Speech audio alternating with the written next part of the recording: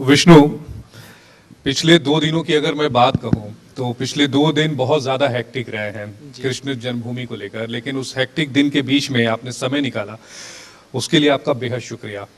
लेकिन एक जो मुहिम आप लोगों ने शुरू की या फिर एक का आप लोगों ने आगाज किया था राम जन्मभूमि से, वो आगाज श्री काशी विश्वनाथ श्री कृष्ण जन्मभूमि, आखिर ये कहाँ जाके थमेगा विष्णु? देखिए, मैं एक बात कहना चाहता हूँ। हम लोग हमेशा इस नरेटिव को मानते हैं, समझते हैं और बहुत जल्दी सब लोग उसे अंडरस्टैंड करते हैं। जब बड़े बड़े बैरिस्टर इस देश में कहते हैं once a mosque always a mosque, once a वफ ऑलवेज अ वफ, पर जो सनातन कंसेप्ट है once a temple always a temple, इस बात को नहीं समझा जाता है। और सुप्रीम कोर्ट ने राम मंदिर के जजमेंट में 2020 1 SCC पेज 1 में यही कहा है कि मंदिर टूटने से देवता का अस्तित्व समाप्त नहीं होता है, जो मंदिर बनाने का संकल्प है वो अमर होता है, वो अमिट होता है। तो सवाल ये उठता है कि अगर किसी ने मेरे मंदिर को तोड़ा है जी, और अगर इस्लामिक लॉ भी इसकी इजाज़त नहीं देता है कि किसी और के धर्मस्थल को तोड़ के मस्जिद बनाई जा सकती है, तो हम तो उन्हीं जगहों की बात कर रहे हैं जहाँ पे मंदिर तोड़ के मस्जिद बनाई गई है। चाहे वो टीले वाली मस्जिद हो लखनऊ की, चाहे वो कुतुब मीनार हो जहाँ पे लिखा हुआ है 27 जैन मंदिर और हिंदू मंदिर को तोड़ के उसके मलबे से यहाँ पे कुव्वतुल इस्लाम मस्जिद बनाई गई, चाहे वो ताजमहल हो, चाहे वो चाहे वो भोजशाला का केस हो धार में, जहाँ पे हिंदुओं को मंगलवार को पूजा करने की इजाज़त है माँ वाग देवी माँ सरस्वती की, और उसी जगह पे मुस्लिम समाज के लोगों को इजाज़त दी गई है नमाज पढ़ने की, और जब वो नमाज पढ़ने जाते हैं संस्कृत की ऋचाएं मिटाते हैं, यज्ञ कुंड और हवन कुंड में थूकते हैं। तो इस तरह की अगर चीज़ों के लिए अगर हम आवाज़ नहीं उठाएंगे इस लीगल संवैधानिक इंडिया में, तो ये आवाज़ कब उठेगी? और सवाल मैं पूछना चाहता हूँ, ज्ञान व्यापी के केस में वजू टैंक में शिवलिंग मिला था और उस शिवलिंग के ऊपर वजू हो रहा था, और अगर उस पर कोई सवाल भी ना उठाए और सवाल उठाया जाए तो पूछा जाए कि आप कहाँ कहाँ खुदवाएंगे, और फिर कोर्ट में ये कहते हुए आ जाए कि आधे हिस्से में वजू करने दीजिए जहां पर शिवलिंग मिला था, वजू करने दिया जाए, हाँ, वहीं पे टॉयलेट की इजाजत दी जाए, ऐसी एप्लीकेशन कोर्ट में फाइल की जाए। मथुरा श्री कृष्ण जन्मभूमि केस में मंदिर को तोड़ के वहीं पे मस्जिद बना दी जाए। तो सवाल ये नहीं है कि सिलसिला कहाँ थमेगा, सवाल उनसे पूछना चाहिए कि आपने यहाँ पे कितने मंदिर तोड़ के मस्जिद तामील की है, और इस पूरे समाज को नीचा दिखाने के लिए जो काम किया गया है, हम और हमारी लीगल टीम इस समाज को उसकी ग्लोरी, उसकी डिग्निटी वापस दिलाने के लिए लड़ाई लड़ रहे हैं। विष्णु, जो कल इलाहाबाद हाईकोर्ट का फैसला आया, मैं इसे बेहद अहम फैसला कहूंगा, क्योंकि हाईकोर्ट ने वकील कमिश्नर की नियुक्ति की जो आपकी मांग थी उसे स्वीकार कर लिया। यानी ये केस ठीक उसी रूपरेखा या उसी रास्ते पर आगे चल पड़ा है जिस रास्ते पर ज्ञानवापी का मुकदमा चल रहा है। देखिए, जो इस तरह के मामले होते हैं जहाँ पे हम लोग हजारों साल पहले क्या हुआ है उसके बारे में तहकीकात कर रहे हैं, और जब एक समाज मानने को तैयार नहीं होता है, चाहे जितने हिस्टोरिकल प्रूफ्स दिखाए जाए, चाहे मजलिस आलमगीरी दिखाया जाए जहाँ पे लिखा हुआ है कि यहाँ पे औरंगजेब ने मंदिर तोड़ने का फरमान दिया, और मंदिर तोड़ने के बाद बड़ी और छोटी मूर्तियाँ आगरा की जहनारा मस्जिद की सीढ़ियों के नीचे दबा दी गई कि जब वो नमाज पढ़ने जाएं उस पर कुचलते हुए जाएं। अगर इस हिस्टोरिकल फैक्ट को नहीं माना जाता है, अगर राजा पट्टीमल ने जो 1815 में ब्रिटिश इंडिया गवर्नमेंट से सेल डीड की थी, टाइटल डॉक्यूमेंट लिए थे, उसको नहीं माना जाता है, जो कोर्ट के ऑर्डर से 1920 के 1935 को उसको नहीं माना जाता है, तो सवाल उठता है कि आदमी अपना केस प्रूफ कैसे करेगा? लेकिन विष्णु, जो 1968 का करार था, उस करार के बारे में आप क्या कहेंगे? देखिए, मैं बता रहा हूँ, सबसे इंपॉर्टेंट बात यह है जो आपने, मैं आपके दूसरे सवाल पे आ रहा हूँ, पहले मैं आपके पहले सवाल का उत्तर दे देता हूँ। इस तरह के केसेस में सर्वे इसलिए कराना पड़ता है क्योंकि वहाँ पे वस्तु स्थिति जानना बहुत जरूरी है।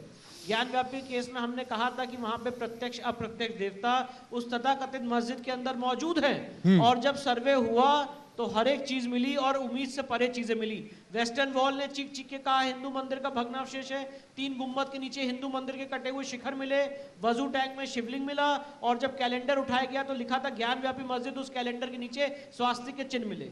तो उसी तरह से जब श्री कृष्ण जन्मभूमि का सर्वे होगा तो मैं आपके चैनल के माध्यम से कहना चाहता हूँ, बहुत सारे प्रूफ और बहुत सारे फैक्चुअल पोजीशन कोर्ट के पटल पे रखने का हम काम करेंगे। अब आपके दूसरे सवाल का मैं उत्तर दे देता हूँ। आपने पूछा कि 12 अक्टूबर 1968 का समझौता कैसे हुआ, जी, और जरा सा समय दे दीजिए इसको एक्सप्लेन। नहीं, बिल्कुल बिल्कुल, आप समझाइए। कृष्ण जन्मभूमि के केस में इसकी लीगल डॉक्यूमेंटेड हिस्ट्री है कि 1618 में, इससे पहले भी इस मंदिर को बहुत बार तोड़ा गया है, और 1618 में राजा वीर सिंह बुंदेला ने 33 लाख रुपए की कॉस्ट से इस मंदिर को बनवाया था।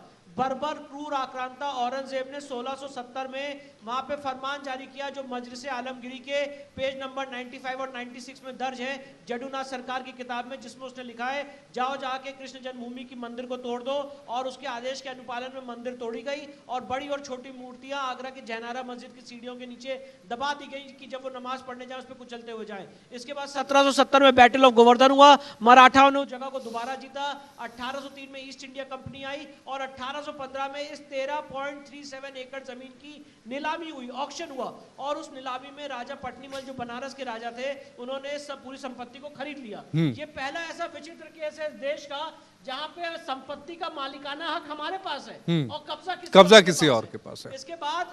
इसके बाद राजा पटनीमल के जो वारिस हैं, उन्होंने पूरी संपत्ति श्री कृष्ण जन्मभूमि ट्रस्ट को दी 1944 में और पंडित मदन मोहन मालवीय को दी।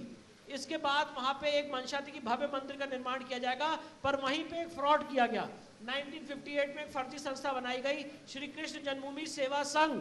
और मैं पूछना चाहता हूं आपके चैनल के माध्यम से, कौन थे द्वारका प्रसाद मिश्र जो मध्य प्रदेश के चीफ मिनिस्टर थे? कौन सी पार्टी से ताल्लुक रखते थे? इसको जरा इन्वेस्टिगेट करिएगा। उन्होंने एक कॉम्प्रोमाइज किया, उन्होंने पहले केस फाइल किया। आप फ्रॉड देखिए, जो ओनर नहीं है, जो मालिक नहीं है, उसने केस फाइल किया कि इस मंदिर की संपत्ति में कुछ लोग घुस आए हैं, और उस केस में कॉम्प्रोमाइज किया 12 अक्टूबर 1968 में, और कहा जहां तक आप आ गए उसके बारे में हम कुछ नहीं बोलेंगे। जब हमने इस पर रिसर्च की तो पाया कि ये पूरा कॉम्प्रोमाइज फेक है, फ्रॉड से ऑब्टेन किया गया है। और सुप्रीम कोर्ट के एक नहीं हजारों अथॉरिटी है जो ये कहती है कि फ्रॉड अनरेवल्स एवरीथिंग। अगर कोई चीज फ्रॉड से ऑब्टेन की गई है तो कभी भी चैलेंज की जा सकती है। और एमएल शर्मा के केस में भी इलाहाबाद हाईकोर्ट ने कहा था कि इस कॉम्प्रोमाइज को आप चुनौती दे सकते हैं कॉम्पिटेंट कोर्ट में। हमने इसलिए मथुरा श्री कृष्ण जन्मभूमि केस में 25 सितंबर 2020 को केस फाइल किया।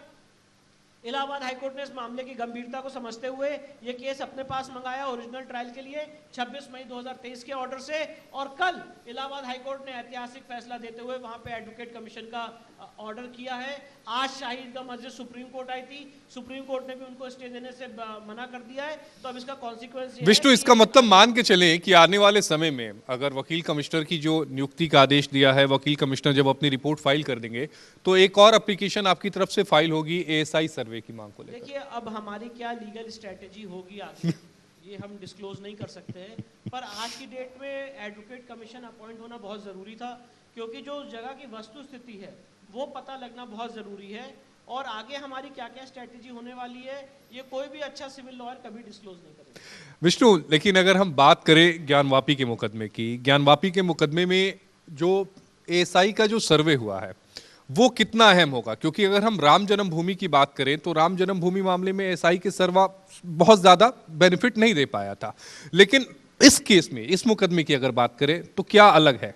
देखिए, मैं इतना कहना चाहता हूँ, 92 डेज के एएसआई के सर्वे में मैंने पार्टिसिपेट किया, और जो 5 दिन का एडवोकेट कमीशन का सर्वे हुआ था, एएसआई की टीम उससे बहुत आगे निकल चुकी है। करीब 300 से ऊपर आर्टिफैक्ट्स, 300 से ऊपर आर्टिफैक्ट जिसकी लिस्ट बनाई गई है जी, वो डिस्ट्रिक्ट मजिस्ट्रेट को सौंपे जा चुके हैं। और एक बात आपके चैनल के माध्यम से कहना चाहता हूं, जब आर्कियोलॉजिकल सर्वे ऑफ इंडिया अपनी रिपोर्ट 18 दिसंबर को बनारस की सिविल कोर्ट में दाखिल करेगी, इस देश के लिए एक ऐतिहासिक क्षण होने जा रहा है। लेकिन एक बात ये बताइए कि अभी तो कोर्ट की तरफ से एक गैग ऑर्डर है कि जो पब्लिक जो रिपोर्ट है वो पब्लिक नहीं की जा सकती। हाँ, नहीं, अंजुमन इंतजामिया ने गैग ऑर्डर क्या लिया कि एएसआई के सर्वे में जो मिल रहा है कोई किसी को बताएगा नहीं। गैग ऑर्डर ये है, गैग ऑर्डर एएसआई की रिपोर्ट को दिखाने का नहीं है। इनफैक्ट अंजुमन इंतजामिया ने सुप्रीम कोर्ट में ये कहा था कि एएसआई की रिपोर्ट को सील कवर में हालांकि कोर्ट ने उसकी इजाजत नहीं दी थी, रिजेक्ट कर दिया।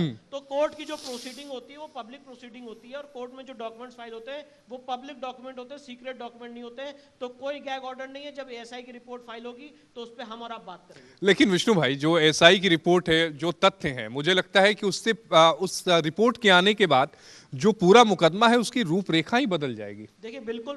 मैं एक बात आपके चैनल के माध्यम से और कहना चाहता हूं, जो राम मंदिर के केस में एएसआई की रिपोर्ट आई थी, हाँ, इस केस में एएसआई की रिपोर्ट और उसमें बहुत ज्यादा इजाफा होगा, क्योंकि इस केस के फैक्ट्स ऐसे मैं नहीं बता सकता कि 92 डेज के सर्वे में क्या मिला था। मेरे ऊपर कोर्ट के गैग ऑर्डर की बंदिश है, नहीं तो मैं आपको बताता कि 92 डेज के सर्वे में क्या मिला था। और जो चीजें मिली हैं वो सारी बातें एएसआई को अपनी रिपोर्ट में लिखनी पड़ेंगी, क्योंकि हर एक चीज फोटोग्राफ और वीडियोग्राफ हुई है और सबकी लिस्ट तैयार की गई दोनों यानी parties के विष्णु साथ है। मान के चले कि पूरे परिसर पे अधिकार की बात हो रही है अब। पूरे परिसर पे मालिकाना हक के लिए हमने 7 सिविल सूट्स फाइल किए हैं और उस पे कोर्ट ने केस एडमिट कर लिया है। कोर्ट में मामला विचाराधीन है। सारे मामले डिस्ट्रिक्ट कोर्ट वाराणसी में ट्रांसफर हो चुके हैं, कंसोलिडेट हो चुके हैं और पूजा के अधिकार के साथ साथ पूरे परिसर में लॉर्ड स्वयंभू आदि विशेश्वर का टाइटल है, ऐसी मांग कोर्ट में दायर है। और आगे आने वाले समय में आपके चैनल के माध्यम से कहना चाहता हूं, ये पूरा परिसर जहां पे तथाकथित जिसे कहेंगे इलीगल इंक्रोचमेंट के माध्यम से ज्ञानव्यापी मस्जिद, तथाकथित ज्ञानव्यापी मस्जिद बनी हुई है, वो पूरा भूभाग हम अपने पास लेंगे और वहां पे भव्य मंदिर का निर्माण होगा। विष्णु, लेकिन बार बार अगर हम इंतजामिया कमेटी की बात करें, शाही ईदगाह मस्जिद कमेटी की बात करें, दोनों मुकदमे हालांकि अलग अलग हैं, लेकिन सबका बार बार ये कहना है वर्शिप एक्ट 1991 को वो बीच में लेकर आते हैं, कहते हैं कि नहीं जी वर्शिप एक्ट का उल्लंघन हो रहा है। देखिए, मैं ये बात पूछना चाहता हूं आपके चैनल के माध्यम से, अगर किसी का फ्रंट लाइन डिफेंस, आपने एकदम सही सवाल पूछा, इसके लिए मैं आपका धन्यवाद देना चाहता हूं। अगर किसी का फ्रंट लाइन डिफेंस ये है कि प्लेसेस ऑफ वर्शिप एक्ट से बार्ड है, तो आप ये समझ लीजिए कि उनके केस में वीकनेस कितनी है। क्योंकि प्लेसेस ऑफ वर्शिप एक्ट जो उनका इंटरप्रिटेशन है और उनका जो नैरेटिव है वो ये है कि वो लोगों को कोर्ट जाने से रोकता है जी। अब मैं सवाल पूछना चाहता हूं कि जब बाबा साहब अंबेडकर से सवाल पूछा गया था कि आप इस संविधान की आत्मा को क्या मानते हैं, इस संविधान में सबसे महत्वपूर्ण आर्टिकल क्या है, तो बाबा साहब अंबेडकर ने जवाब दिया था आर्टिकल 32, जो लोगों को कोर्ट जाने का अधिकार देता है और जुडिशियल रिव्यू का जो अधिकार है वो इस संविधान का बेसिक स्ट्रक्चर है और इस संविधान की आत्मा है। अब जितने जो सेकुलरिज्म में बिलीव रखते हैं वो कहते हैं कोर्ट नहीं जाना चाहिए, राम मंदिर के बाद और किसी मुद्दे पे बात नहीं होनी चाहिए। मैं पूछना चाहता हूं, पहली बात, ऐसा कोई interpretation places of worship act में नहीं है। दूसरी बात, अगर यही आपका नैरेटिव और इंटरप्रिटेशन है तो ये डायरेक्टली सुप्रीम कोर्ट के 5 जजेस जजमेंट का वायलेशन है, जिसमें सुप्रीम कोर्ट ने कहा है कि judicial review is the basic structure of the constitution. और सबसे इंपॉर्टेंट बात है, अगर प्लेसेस ऑफ वर्शिप एक्ट को पढ़ भी लें तो प्लेसेस ऑफ वर्शिप एक्ट का सेक्शन 3 और 4 क्या कहता है, धार्मिक स्वरूप तय करने की स्वतंत्रता देता है। फॉर एग्जाम्पल, अगर आज मैं किसी मंदिर में जाके नमाज पढ़ लूं तो क्या मंदिर का धार्मिक स्वरूप बदल जाएगा? और अगर कोई मस्जिद में मेरे शिवलिंग को रख के वजू कर ले तो उसका धार्मिक स्वरूप बदल जाएगा? तो एक ही आंसर हो सकता है, अगर कोई मस्जिद में जाके आज पूजा कर ले तो मस्जिद का धार्मिक स्वरूप नहीं बदलेगा। पर अगर किसी जगह पे शिवलिंग है और उस पे वजू हो रही है तो शिवलिंग होने से उसका धार्मिक स्वरूप कभी भी मंदिर का खत्म नहीं होगा, वो हमेशा मंदिर का रहेगा। और इसीलिए एविडेंस के माध्यम से ये सारी चीजें डिसाइड होती, तय होती। और जो बात मैं आपको बोल रहा हूँ इस पे जजमेंट्स आए, ऑनरेबल डिस्ट्रिक्ट कोर्ट वाराणसी का आपने उसको स्वयं कवर किया था, 12 सितंबर 2022 को डिस्ट्रिक्ट कोर्ट वाराणसी ने यह इंटरप्रिटेशन दिया। इलाहाबाद हाईकोर्ट गई अंजुमन इंतजामिया की पिटीशन भी इलाहाबाद हाईकोर्ट ने डिसमिस की 31 मई 2023 को।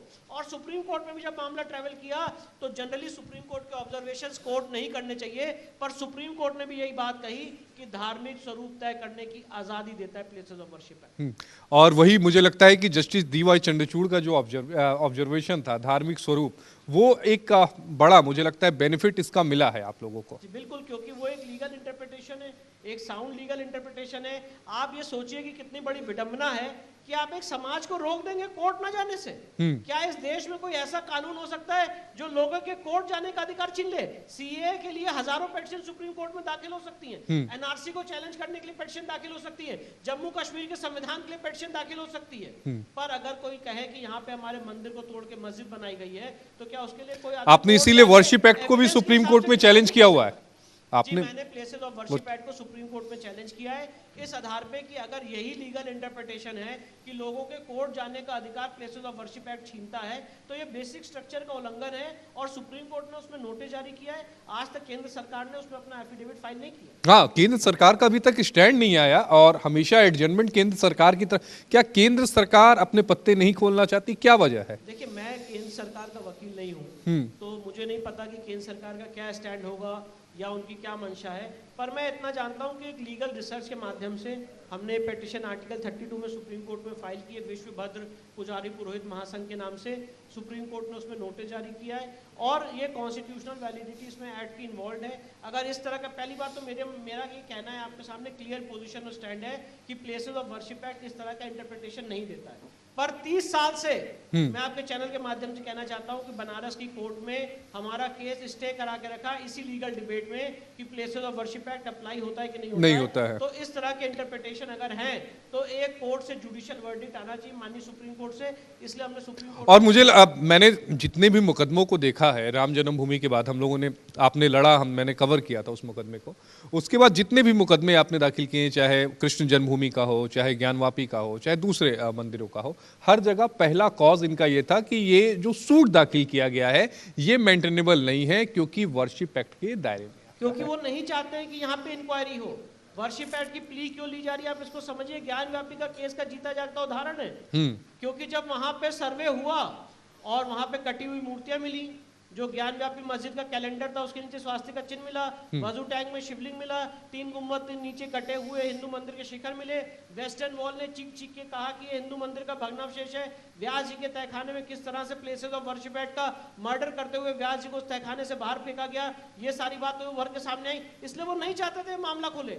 और श्री कृष्ण जन्मभूमि के केस में भी वो नहीं चाहते हैं कि इस केस के सही फैक्ट्स कोर्ट के सामने आए। तो एक जो लीगल स्ट्रेटेजी होती है निप इन द बड, कि अगर कोई चीज उभर रही है तो उसको वहीं पे दबा दो, वही काम ये लोग कर रहे हैं क्योंकि वो नहीं। लेकिन कृष्ण जन्मभूमि की बात कर रहे हैं, उसमें इलाहाबाद हाईकोर्ट का बड़ा अच्छा जजमेंट है, जिसमें इलाहाबाद हाईकोर्ट ने डे टू डे हियरिंग के, वो माफ करिएगा, सारे डिस्ट्रिक्ट कोर्ट्स में जो मैटर पेंडिंग थे उनको अपने पास ट्रांसफर कर लिया और सुप्रीम कोर्ट ने भी कोई रोक अभी तक दी नहीं है। हमने कृष्ण जन्मभूमि का केस नेशनल इंपॉर्टेंस का केस है जी। जब भी कोई राष्ट्राध्यक्ष इस देश में आता है या फॉरेन डिग्नेटरी आता है तो हम लोग उनको गीता भेंट करते हैं।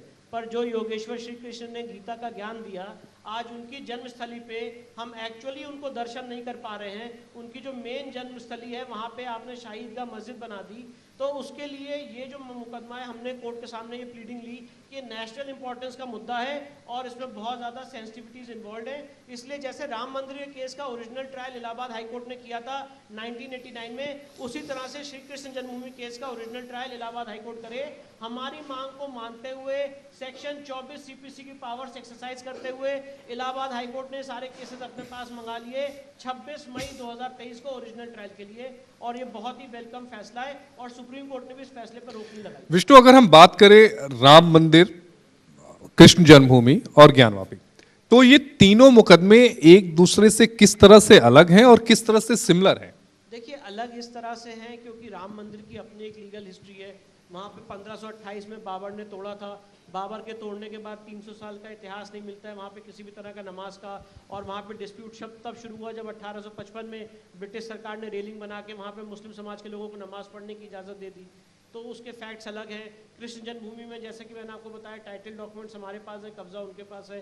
ज्ञानव्यापी के केस में वजू टैंक में शिवलिंग मिला है और बहुत सारी चीज़ें मिली हैं एसआई सर्वे में। तो हर एक केस के अपने अपने फैक्ट्स होते हैं, पर हर एक केस में सिमिलैरिटी ये है कि वहाँ पे देवता का अस्तित्व था और देवता के अस्तित्व को खत्म करने के लिए एक प्री एग्जिस्टिंग मंदिर को तोड़ के मस्जिद तामील की गई। आप ये भी बात करते हैं, कहते हैं कि जो वर्शिप एक्ट है वो 1948 के बाद की संरचना की बात करता है, और आप जिस संरचना की बात कर रहे हैं वो 1948 के पहले का है। आप ये कह रहे हैं कि नहीं, जो हमारी पहले की जो संरचना है हम तो वही मांग रहे हैं, हम कुछ नया तो मांग नहीं रहे हैं। जी बिल्कुल, देखिए प्लेसेस ऑफ वर्शिप एक्ट यथास्थिति करने की इजाजत देता है।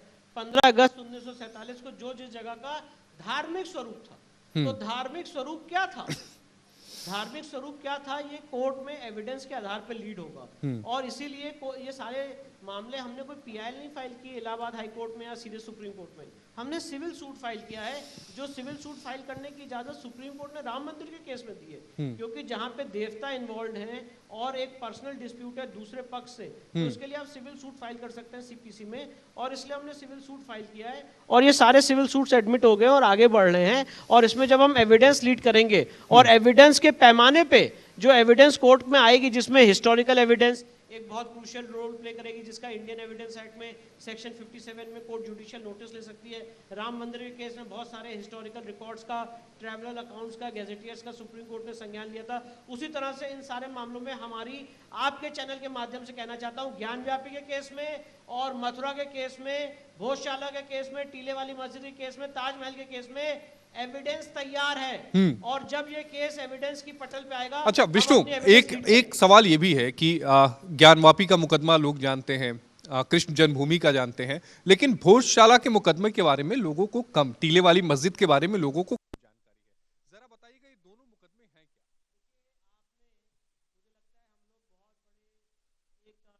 में सेक्युलरिज्म का नैरेटिव फैलाया गया, किस तरह का हमने सेक्युलरिज्म देखा है और सेक्युलरिज्म का जो गंदा और विभत्स रूप है वो हम लोग देख रहे हैं। क्या आपने किसी मस्जिद में ऐसा कोई ऑर्डर देखा है कि एक मस्जिद में हिंदू समाज के लोग मंगलवार को पूजा कर सकते हैं और फ्राइडे को कोई मस्जिद में नमाज पढ़ सकता है? ऐसा कोई आपने किसी अथॉरिटी का ऑर्डर देखा है क्या? मैंने तो अपने लीगल करियर में आज तक नहीं देखा। पर भोजशाला के केस में एक ऑर्डर पास किया आर्कियोलॉजिकल सर्वे ऑफ इंडिया ने, और ऑर्डर क्या पास किया कि जो माँ वाघ देवी का, माँ सरस्वती का मूल स्थान है, जहाँ माँ वाघ देवी की मूर्ति है, उस मूर्ति की जगह पे हिंदू समाज के लोग मंगलवार को पूजा करेंगे और उसी जगह पे मुस्लिम समाज के लोग नमाज पढ़ेंगे। और इसका रिजल्ट ये हो रहा है कि जब मुस्लिम समाज के लोग फ्राइडे को नमाज पढ़ने जाते हैं तो जो वहाँ पे हवन कुंड बना हुआ है उसमें थूकते हैं, संस्कृत की ऋचाएं मिटाते हैं और वहाँ पे स्ट्रक्चर को डैमेज करने की कोशिश करते हैं। माँ वाघ देवी की ओरिजिनल मूर्ति आज भी ब्रिटिश लंदन म्यूजियम में रखी हुई है और वो कह रहे हैं कि हम आपको देंगे मूर्ति इस शर्त पे कि जो उनका मूल स्थान था उसको वहाँ पे स्थापित करिए। वहाँ पे खुदाई हुई है एसआई की, हनुमान जी की मूर्ति वहाँ से मिली है और वो आज भी एसआई के पास रखी हुई है। और भोजशाला में हिंदू समाज के साथ जीता जागता इनजस्टिस हुआ है और उस इनजस्टिस को रेस्टोर करने के लिए हम लड़ाई लड़ रहे हैं इस सेकुलर इंडिया में। अगर कोई आदमी सेकुलरिज्म को मानता भी है तो सेकुलरिज्म की भी धज्जियां उड़ाते हुए ये ऑर्डर, मतलब अपनी ही चीज पाने के लिए लंबी लड़ाई लड़नी पड़ रही है और उसमें कमेंट्स भी सुनने पड़ते हैं कि कब तक ये लड़ाई चलेगी, कहां तक रुकेगी, ये कम्युनल लड़ाई है, आप इस देश में टेंशन पैदा करना चाहते हैं। मतलब आप मेरे हवन कुंड में थूकते रहे, संस्कृत की ऋचाएं मिटाते रहे, शिवलिंग पे वजू करते रहे, मूर्तियां तोड़ते रहे, मस्जिद बनाते रहे तो सेक्युलरिज्म डिस्टर्ब नहीं होता है। पर अगर इस पे सवाल उठा लिया जाता है एक सिविलाइजेशन द्वारा कि अब अत्याचार बंद हुआ, हमारी मूर्तियों को और हमारी पूजा पद्धति को आप बेइज्जत करना बंद करिए, तो देश का सेक्युलरिज्म डिस्टर्ब हो जाता है और आप कम्युनल लॉयर हो जाते हैं। तो अगर मुझे ऐसा अलंकार दिया जाता है कि मैं कम्युनल लॉयर हूं तो मैं ऐसा अलंकार पसंद करूंगा। टीले वाली मस्जिद, विष्णु टीले वाली मस्जिद की क्या कहानी है ये भी बताइए। टीले वाली मस्जिद में वो वीरवर लक्ष्मण जी का मूल स्थान था, जहाँ वीरवर लक्ष्मण जी की मूर्तियां और उनका मंदिर स्थापित था। आज भी मेरे बाबूजी ने वहाँ पे सिविल सूट फाइल करके 2013 में वहाँ पे वो कुआं निकाला, जो कुआं पाताल लोक तक जा रहा है, उसका एडवोकेट कमीशन किया था 2012 में लखनऊ बेंच के ऑर्डर्स के तहत। और उस टीले वाली मस्जिद में जिसे लक्ष्मण टीला कहा जाता था, वहां मंदिर तोड़ के उसी पे मस्जिद बना दी और मस्जिद का नाम क्या रखा? टीले वाली मस्जिद। वो लक्ष्मण टीला था जहाँ पे वीरवर लक्ष्मण जी का स्थान था, उनका मूल स्वरूप था, वहां पे बराबर पूजा पाठ हो रही थी। उसके रेवेन्यू रिकॉर्ड्स में भी एंट्री मिलती है, उसके हर जगह विवरण है, ट्रैवल अकाउंट्स भी हैं। इसको लेके हमने 2013 में सिविल सूट फाइल किया और सिविल सूट हमारा एडमिट हुआ। प्लेसेस ऑफ वर्शिप एक्ट का आर्गुमेंट उसमें रिजेक्ट किया। उसके अगेंस्ट जो वहाँ की मस्जिद कमेटी है वो डिवीजन में डिस्ट्रिक्ट कोर्ट के यहाँ गई, डिस्ट्रिक्ट कोर्ट ने भी उनका आर्गुमेंट रिजेक्ट किया। उसके अगेंस्ट इस समय मामला इलाहाबाद हाईकोर्ट की लखनऊ खंडपीठ में विचारा। लेकिन विष्णु, मैंने देखा कि आप ट्रेवल करते रहते हैं, मतलब इतनी आईए डाली जाती है दूसरी पार्टी की तरफ से। कभी आप बनारस रहते हैं, कभी आप एमपी रहते हैं, कभी आप दिल्ली में रहते हैं। Supreme court, high court, lower court, manage कैसे कर पाते? देखिए, हर एक चीज़ मैनेज होती है। अगर आपको एक मंशा है कि इस पूरे सिविलाइजेशन को आपको जस्टिस दिलाना है, इस पूरे सिविलाइजेशन को उनकी जो आध्यात्मिक ग्लोरी है उसको आपको रेस्टोर करना है, तो आज के मॉडर्न युग में जो आदमी मेहनत करने को तैयार है हर एक चीज़ मैनेज कर सकता है। तो इसलिए मुझे लगता है कि मुझे ईश्वर ने अपॉर्चुनिटी दी है कि मैं अपने धर्म और अपने कौम के लिए लड़ सकूं, और वही काम मैं कर रहा हूं और अपने जीवन के अंतिम सांस तक करता रहूं। विष्णु, लेकिन बहुत बढ़िया विष्णु, एक सवाल ये भी यहाँ पर लगातार उठाया जाता है कि आखिर विष्णु शंकर जैन ही क्यों? देखिए, मैंने आपके सामने बात की इसलिए तो मैं आपके चैनल पे आया हूँ कि और भी लोग खड़े हों। मैं जहाँ जहाँ जाता हूँ यही बात करता हूँ कि हो सकता है मैं अपने जीवन काल में जो मंदिर तोड़ी गई है उसको रेस्टोर ना कर पाऊं, पर इस समाज के अंदर एक ऐसी चेतना पैदा कर पाऊं कि समाज के हर एक कोने में, हर एक राज्य में ऐसे लोग उठ के सामने आए और ये कहें कि आपने भले ही हमारी मंदिर तोड़ दी हो, ये सनातन समाज हजारों साल बाद भी वापस उठेगा और बोलेगा कि यहाँ पे हमारी मंदिर थी, हमें हमारी ग्लोरी रेस्टोर करिए। ये इसी के लिए हम जा रहे हैं, हर जगह जा रहे हैं। इस जागरूकता के लिए विष्णु को एक बड़ी कीमत चुकानी पड़ी है। विष्णु मेरे बड़े अजीज मित्र, पुराने मित्र हैं, मैं इनको हम 1.5 दशक से एक साथ हैं, दोस्त हैं। कई आपने एडवोकेट्स को देखा होगा, वो वेकेशन में फॉरेन छुट्टियों पर जाते हैं, घूमने जाते हैं, लेकिन विष्णु ने पिछले 15-16 सालों में जितना कमाया वो सब कुछ इन केसों पर लगाया। और विष्णु के पास बैंक बैलेंस नहीं है, कैसे मैनेज करते हैं वो मैं जानता हूं। और सबसे बड़ी बात है, विष्णु ने 1 रुपए किसी से नहीं लिए इन सभी मुकदमों को लड़ने के लिए, और विष्णु ने अपने दम पर लड़ा। देखिए, हमारी कोशिश है, ईश्वर ने हमें शक्ति दी है, और ये शक्ति से देखिए ये सारी बातें ऐसी हैं कि जो आध्यात्मिक हमारी ऊर्जा के केंद्र हैं उसको रेस्टोर करना बहुत ज़रूरी है। ऐसा हम होते हुए नहीं देख सकते हैं कि काशी में शिवलिंग के ऊपर वजू होता रहे और हम सारा समाज चुप बैठा रहे। किसी ना किसी को तो लेकिन ये आगे बहुत आना बड़ी बात है विष्णु की, अपनी पूरी जरूरतों को, अपनी ख्वाहिशों को दबाकर एक लक्ष्य जो आपने साधा है, जो आपने समाज में जागरूकता फैलाने की मुहिम शुरू की है, उसमें लगा देना बहुत बड़ी बात है। मुझे लगता है कि मेरे गुरुओं का आशीर्वाद है, मेरे पिताजी का, माननीय हरिशंकर जैन साहब का, और जैन धर्म यही तो सिखाता है जिनेंद्री बनना, अपनी सारी इंद्रियों पे वश करके अपना काम करना। तो मैंने उसी काम को आगे बढ़ाया। ये काम आगे इसी तरह बस्तर जाता जारी रहेगा? मेरा तो यही मैं और मेरा परिवार और मेरी लीगल टीम इसी चीज़ के लिए कटिबद्ध है, और आप भी यहीं पे, हम भी यहीं हैं, और इन सारी लीगल लड़ाइयों को हम लोग जीतेंगे। ज्ञान व्यापी में भी, मथुरा में भी हम लोग जीत की दहलीज पे हैं, और आगे आने वाले समय में इन सारी जगहों को रेस्टोर करके सनातन विष्णु, समाज 2 को मुकदमों का सौंपने जिक्र काम मैं करेंगे। संक्षिप्त में करना चाहूंगा क्योंकि समय कम है। एक कुतुब मीनार जो आपकी पिटीशन पेंडिंग है, और दूसरा ताजमहल जिसमें शिवलिंग का दावा किया गया है, वो संक्षिप्त में बताइएगा क्या देखिए, है? ताजमहल में मैं ये बताना चाहता हूँ, कंप्लीट हिस्टोरिकल रिसर्च है, और उसका मैं आपको आगे चल के विवरण भी दूंगा। शाहजहां ने खुद माना है बादशाहनामा में कि उसने राजा जय सिंह से ये मंदिर लिया था और एक्सचेंज किया था कि वो आपको, अपना राजा जय सिंह को उसका धर्म बदलने के लिए फोर्स नहीं करेगा। एक्सचेंज में लिया था। अच्छा। और वो उसके लिए डेटिंग भी की गई है ताजमहल की, और उस डेटिंग में ये स्पष्ट रूप से आया है कि ताजमहल शाहजहां से पहले का है। 2015 में हमने आगरा के सिविल कोर्ट में मुकदमा दायर किया था। आपको पता है आर्कियोलॉजिकल सर्वे ऑफ इंडिया ने उसमें क्या एफिडेविट फाइल किया? हमने कहा ये ताजमहल जो है एक शिव मंदिर है। आर्कियोलॉजिकल सर्वे ऑफ इंडिया ने कहा नहीं, विष्णु शंकर जैन गलत बोल रहे हैं, ये विष्णु और शिव मंदिर, ये एएसआई का था। और ताजमहल के केस में ये साबित हो चुका है कि शाहजहां ने नहीं बनाया ऐसे। ये फर्जी हिस्ट्री हमें पढ़ाई जाती है कि ताजमहल को शाहजहां ने बनाया, नहीं बनाया। उसके नीचे आज भी 27 कमरे हैं जिसमें हिंदू मंदिर और हिंदू मूर्तियां, शिवलिंग और अलग अलग अभिषेक और चीजें हैं। मैं पूछना चाहता हूं, इस्लाम में सबसे इंपॉर्टेंट क्या होता है? किसी भी एक वैलिड मजार के लिए सुपुर्दे खाक होना जी। ताजमहल एक वाटर बेस्ड मॉन्यूमेंट है, यमुना के रिवर बेड पे बना हुआ है। उसके अंदर ऐसी लकड़ियों का इस्तेमाल हुआ है कि जितना वहां पे पानी जाता है वो मॉन्यूमेंट और स्ट्रांग हो जाता है, तो वहां पे सुपुर्दे खाक हो ही नहीं सकता है। जो शिवलिंग का मूल स्थान था, शिवलिंग हटा के वहां पे आपने ये आर्टिफिशियल मजार लगा दी। और मुमताज महल तो वहां से 400 किलोमीटर दूर बुरहानपुर में बरी हुई थी, वहां पे बरी नहीं हुई थी। ये सारे हिस्टोरिकल फैक्ट्स है, पर हमको गलत हिस्ट्री पढ़ाई जाती है। और इसी तरह से मुझे लगता है आगे आने वाले समय में हम ये कोर्स करेक्शन करेंगे, इस फॉल्ट लाइंस को पहचानेंगे और करेक्ट हिस्ट्री लोगों के सामने लाएंगे। बिल्कुल लेकर आएंगे। और विष्णु के लिए चंद लाइनें हैं कि विष्णु, मुझे लगता है कि आने वाले समय में आप कई सारी चीज़ें हैं, चाहे वो कुतुब मीनार है, आने वाले समय में केसेस के लोड आपके ऊपर बढ़ेंगे, लेकिन मुझे लगता है कि जिस निष्ठा से, जिस ईमानदारी से, जिस संकल्प के साथ आप लगे हुए हैं, वो सफलता ज़रूर मिलेगी।